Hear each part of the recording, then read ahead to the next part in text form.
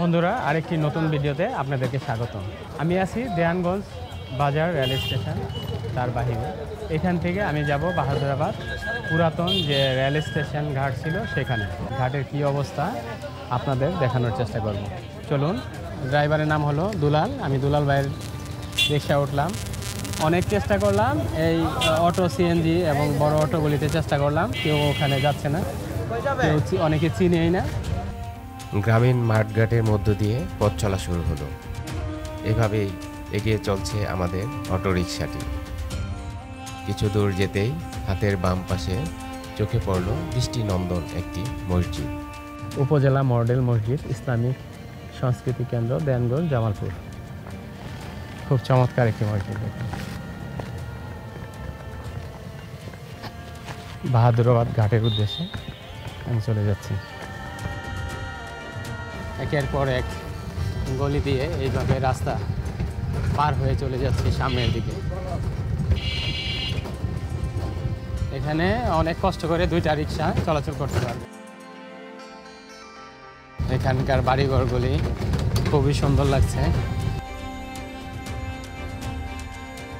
শান্ত নিরিবিলি এলাকাটা।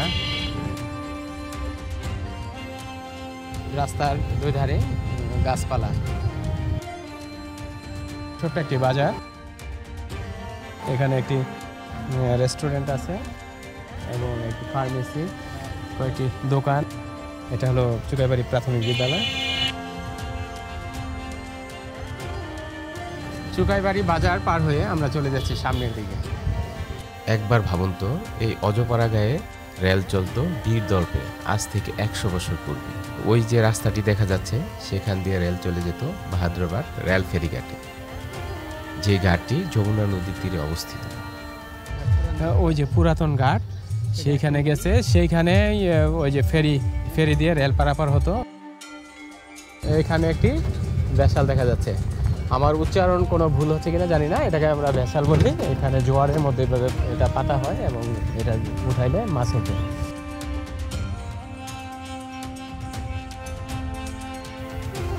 Auto driver দুলাল ভাই ইশারা করলেন সামনেই ওই ঐতিহাসিক রেল লাইনটি রাস্তাকে ক্রস করেছে।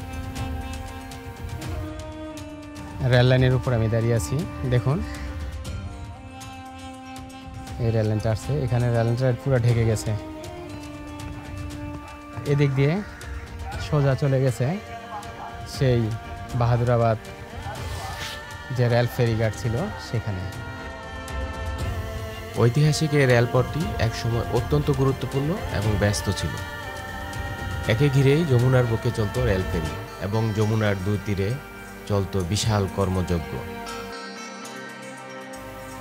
সময়ের ব্যবধানে এখন এটি পরিত্যক্ত। বীর হালকা উচ্চ বিদ্যালয়, এখান দিয়ে রেল লাইনটি চলে গেছে। সেই ঐতিহাসিক রেল লাইনটি আমি দেখলাম। আমি এখন গাড়িতে উঠবো এবং আমাকে সেই ফেরিঘাটে নিয়ে যাওয়ার জন্য বললাম। বাহাদুরাবাদ পুরান ঘাট, যেখানে ফেরি দিয়ে আপনার রেল চলাচল করতো, রেল পার হতো, ওই ঘাটে চলে না, কিন্তু ওই লাইন আছে তো। আমাকে সেই ঘাটে না যাওয়ার জন্য নিরুৎসাহিত করছেন। আমি তার কথায় হতাশ হলাম। তিনি আমাকে অন্য একটি ঘাটে নিয়ে যাচ্ছেন, যে ঘাটটি কাজ শেষ হওয়ার আগেই মুখ থুবড়ে পড়ে আছে যমুনা নদীর নাব্যতা সংকটের কারণে। সামনে কি ঘাট? এইটা বাস টার্মিনাল তৈরি করছে না? আচ্ছা, আমরা চলে আসলাম বাংলাদেশ অভ্যন্তরীণ নৌ পরিবহন কর্তৃপক্ষ বাহাদুরাবাদ ফেরিঘাট টার্মিনাল, দেয়ানগঞ্জ, জামালপুর। পুরোপুরি চালু হয় নাই, তো আমরা চলে যাচ্ছি সামনে। সামনে হলো ফেরিঘাট। আর্মিদের এটা তত্ত্বাবধান আছে, এখানে ভিডিও করা নিষেধ। ওনারা বারবার ইশারা করছে ভিডিও যেন না করি। তারপরেও আমি কিছুটা অংশ করলাম, যতটুকু না করলেই নয়। এত দূর এসে যদি আপনাদের না দেখাতে পারি। বিশাল বাস টার্মিনাল এটা।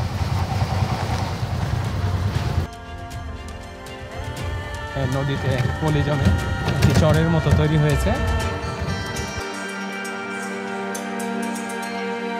এখানে প্রবাহমান ছিল উত্তাল যমুনা। তার চরের উপর দিয়ে রিকশায় করে ছুটে চলছি আমি সামনের দিকে। আর ওই দিকটাতে দেখছি ফসলের ক্ষেত, যমুনার বুকে চাষ করা হচ্ছে ফসল।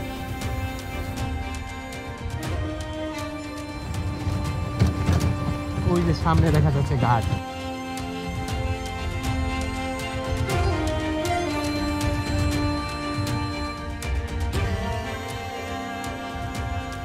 নদীটা কত বড় ছিল, এগুলি সব নদীতে ছিল, কিন্তু এটা এখন পানি কমতে কমতে এখন নদী চলে গেছে সামনে। এবং ওই যে ওইখানটাতে হলো ট্রলার।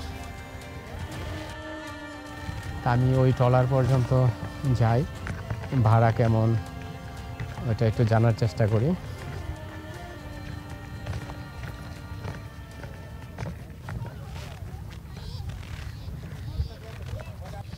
এ ভাই, ভাই এটা কোথায় যাবে? ফুলঝুরিতে যাবে। এটা কত করে নেন ভাড়া? 250। এক একজন 250 করে। দিনে কয় টাইম ছাড়ে? একটাই, আজকে একটাই যাবে। আচ্ছা, প্রতিদিন এভাবে একটা ট্রলার ছাড়ে, জনপ্রতি 250 টাকা নেয়। এটা ফুলঝুরিতে যাবে। দেখুন এইভাবে ওনারা নদী পারাপার হয়। আমার যে সিএনজি মানে অটোরিকশা, সেটা ওই যে ওইখানে আছে পারে। এগুলি সব নদীর মধ্যেই, এখন নদী শুকিয়ে গেছে।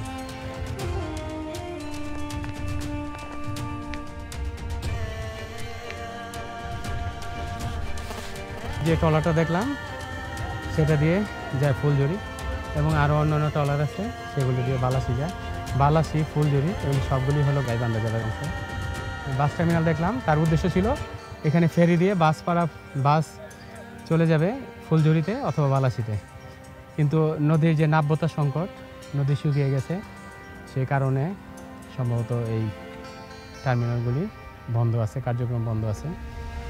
আর আমি যে এসেছিলাম বাহাদুরাবাদ পুরাতন ঘাট দেখার জন্য, যেখানে রেল পারাপার হতো, রেল ফেরি, সেটা বিলুপ্ত হয়ে গেছে, সেখানে এখন কিছুই নাই।